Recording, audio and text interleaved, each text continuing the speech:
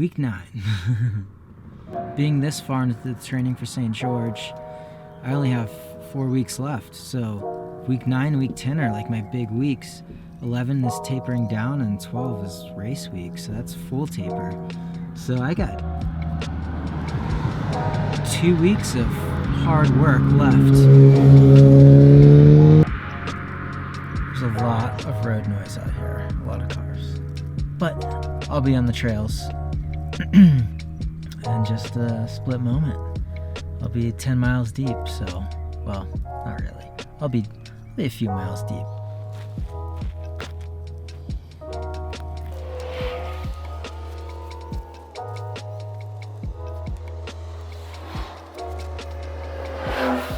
Okay, I'm really over this road noise. This road is very loud. Getting on the trails, getting away from this constant beratement of sound. Take a look at where I'm gonna run.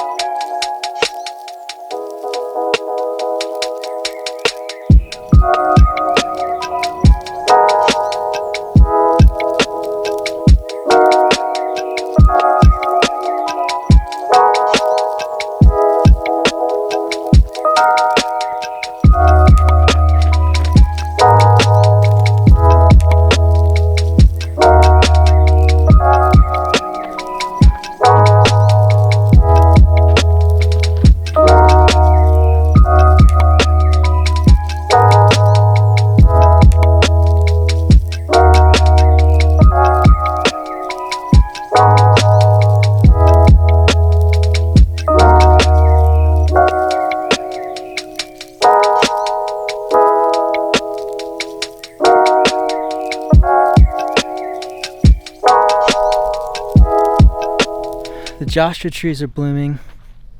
I didn't know they did that. It's a very interesting smell. Can't put my finger on what it is.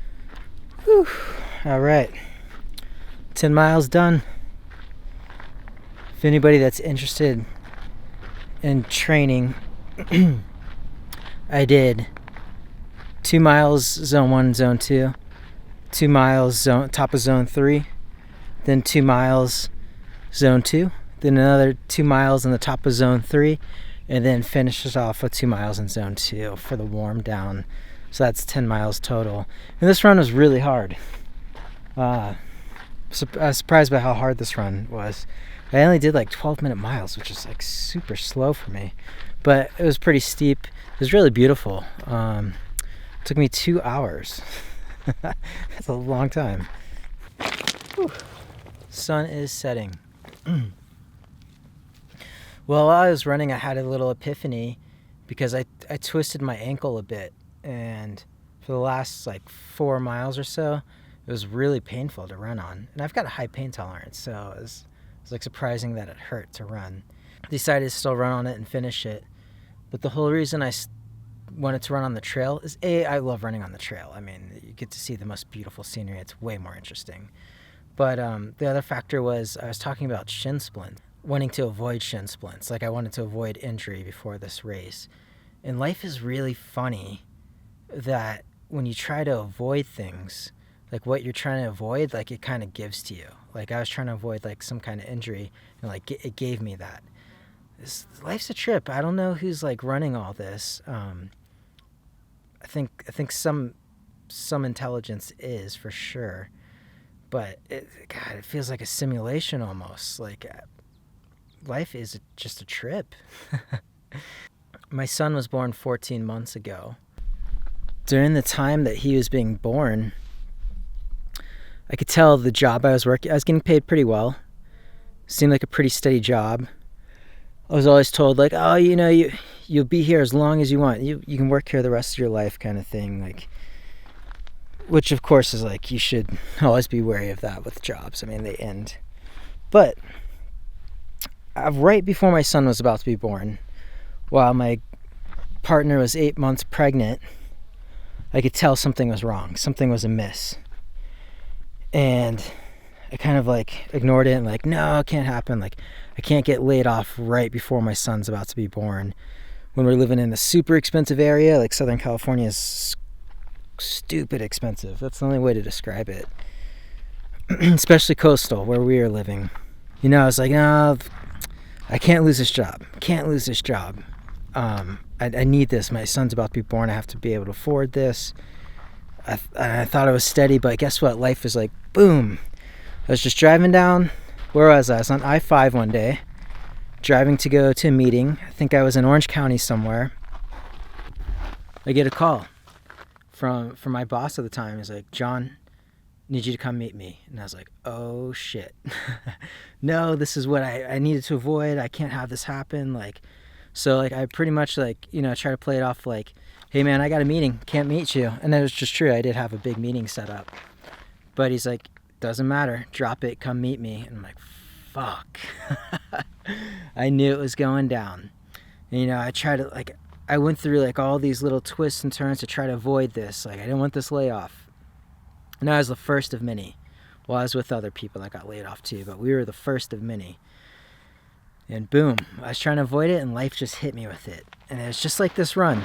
You know, trying to avoid injury, wanting to stay injury free. Guess what? I kind of got hit with a little injury. Life is funny like that. And I think the message behind that is like, you just got to go through it.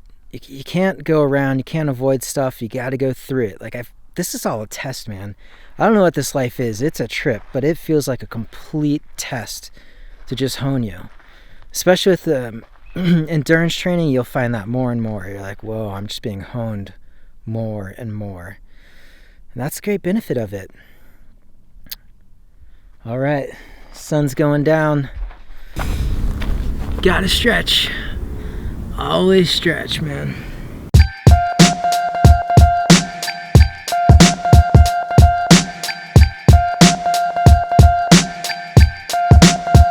For the IT band, it's so important, so good.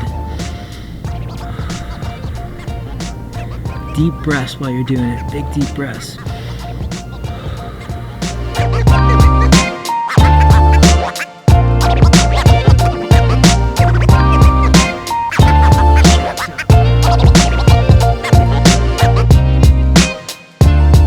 I'm flexing my ankle toward me. It helps protect your knee joint a bit. So if you do this stretch, just flex your ankle this way. Try to keep this knee at 90 degrees, like stacked over your ankle. And hold for at least 30 seconds.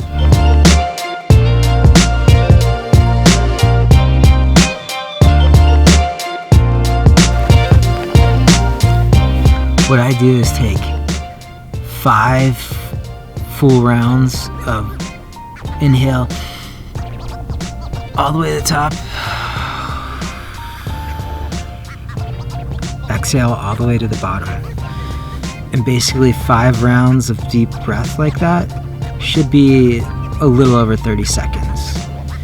When you hold things for 30 seconds, that's when you get like the active release.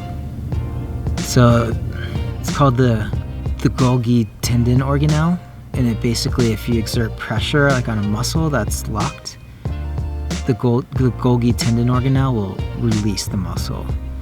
So that's why I always hold things for 30 seconds like that, especially sits true with trigger point therapy and foam rolling, which I want to go over foam rolling next because it's a huge part of endurance training, or should be. Mobility is so important, and foam rolling really helps with mobility. Thanks for joining me again. Did I mention I'm gonna go eat? I'm gonna go eat a lot. My batteries ran down.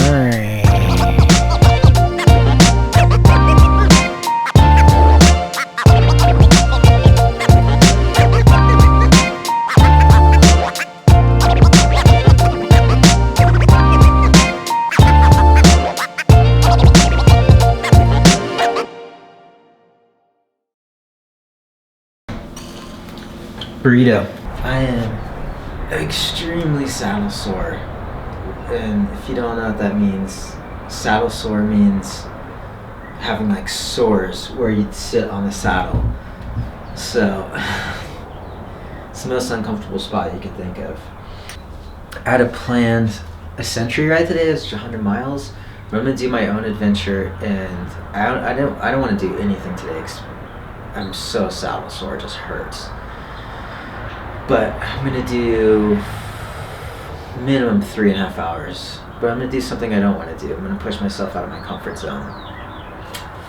And just go for it.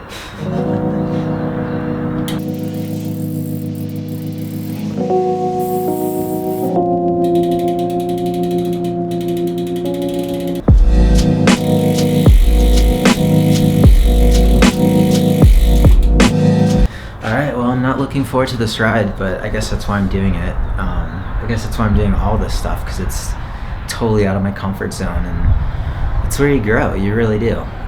You don't grow by staying in your comfort zone, and I'm looking for growth in this life. I want to be the best version of myself, which is really fucking hard.